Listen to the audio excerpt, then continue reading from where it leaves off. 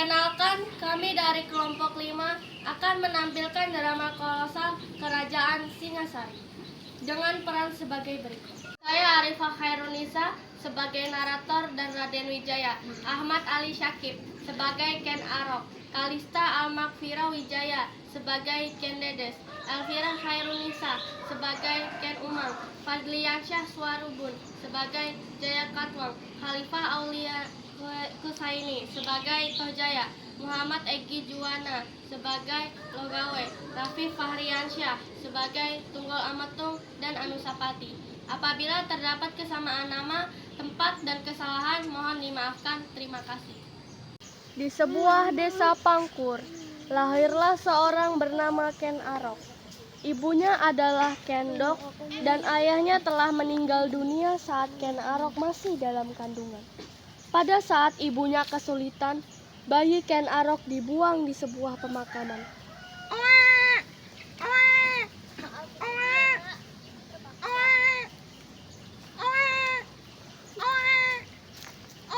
Hingga kemudian bayi itu ditemukan dan diasuh oleh seorang pencuri bernama Lembong.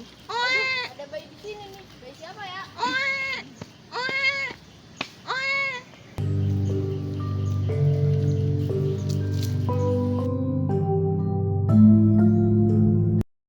Ken Arok tumbuh menjadi berandalan yang lihai mencuri, merampok, dan gemar berjudi, sehingga membebani Lembong dengan banyak hutang.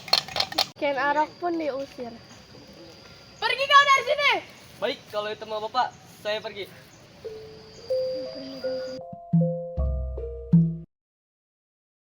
Dan kemudian ia diasuh oleh Bango Samparan, seorang penjudi dari desa Karuman yang menganggapnya sebagai pembawa keberuntungan. Ken Arok yang tidak betah hidup menjadi anak angkat Bango Samparan pergi mengembara dan bertemu seorang Brahmana dari India bernama Logawe yang datang ke tanah Jawa mencari titisan Dewa Wisnu. Dari ciri-ciri yang ditemukan, Logawe yakin kalau Ken Arok adalah orang yang dicarinya. Berdasarkan serat Pararaton, Ken Arok digambarkan juga sebagai keturunan Dewa Brahma.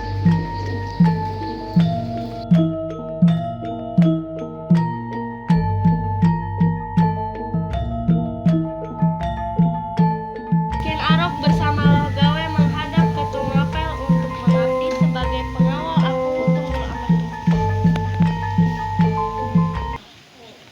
Aku adalah Tunggul Ametung. Kalian harus tunduk kepadaku. Niko, Gusti.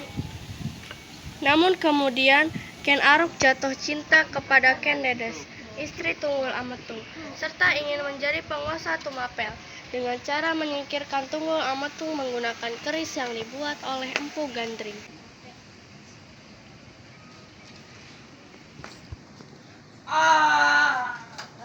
Dasar kau manusia durjana. Sudah kutolong malah kau menikahku. Sadarlah kau, Raka. Sadarlah, sadar.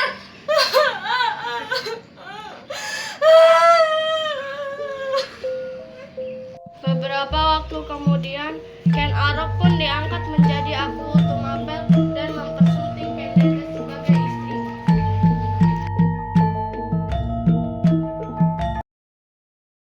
Aku telah mempersunting Ken Dedes dan menjadi penguasa di Tumapel. Lalu bagaimana dengan nasibku dan anak-anak kita, Kakak?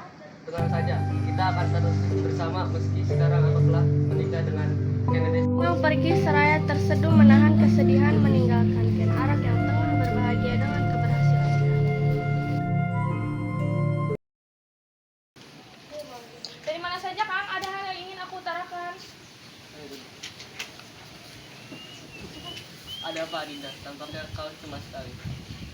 Sepertinya aku mengandung anak dari Tunggul Ametung. Apa? Ken Arok dan Ken Dedes berjanji akan tetap merawat anak yang sedang dikandung dengan baik. Dan anak itu pun lahir dengan sehat dan diberi nama Anusapati. Bu, apakah benar Ken Arok bukanlah ayah kandungku? Benar, anakku, engkau adalah anak dari Tunggul Ametung. Setelah mengetahui rahasia bahwa ayah kandungnya adalah Tunggul Ametung, dengan penuh amarah Anusapati meminta keris yang digunakan untuk menikam Tunggul Ametung. Bu, mana kerisnya? Anusapati pun membunuh Ken Arok.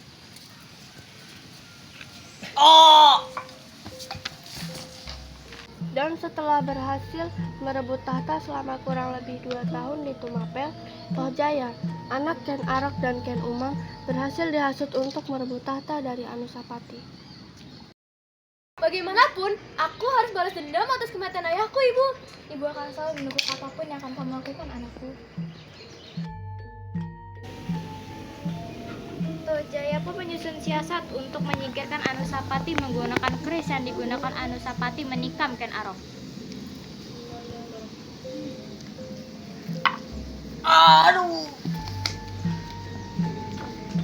Dalam waktu singkat, Tohjaya berhasil berkuasa di Tumapel. Setelah beberapa bulan, Tohjaya pun dihasut untuk menyingkirkan Ranggauni, anak Anusapati, dan Mahesa Cempaka, sepupu Ranggauni. Adinda Mahesa Cempaka, bagaimana kita rebut kembali Tumapel dari tangan Kakang Tohjaya? Aku setuju Kakang, mari kita menyusun rencana kudeta. Baik.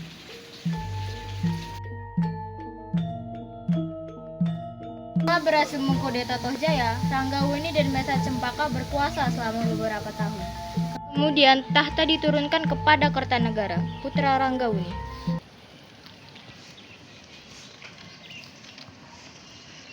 Pada masa pemerintahan Kertanegara, Singosari menjalani persahabatan dengan kerajaan Damasyara di Sumatera yang dikenal sebagai ekspedisi Pamalayu. Bersamaan dengan itu, datanglah utusan bernama Mengci dari Tiongkok yang ingin Singosari tunduk kepada pemerintahan Tiongkok. Namun, Raja Kertanegara kesal dan melukainya.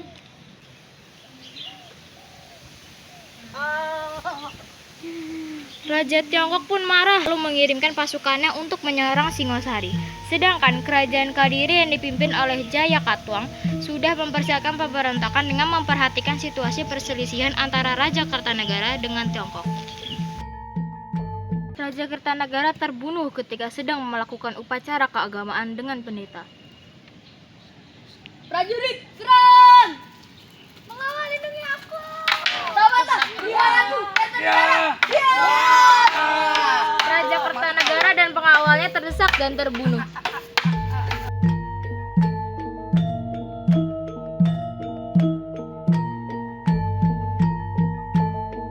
Pasukan Tiongkok pun datang dan menyerang pemerintahan Jaya Katuang. Jaya Katuang kalah talak karena pasukan Tiongkok dibantu dengan sisa-sisa pasukan pendukung Raja Kertanegara yang dipimpin oleh menantu Kertanegara yaitu Raden Wijaya.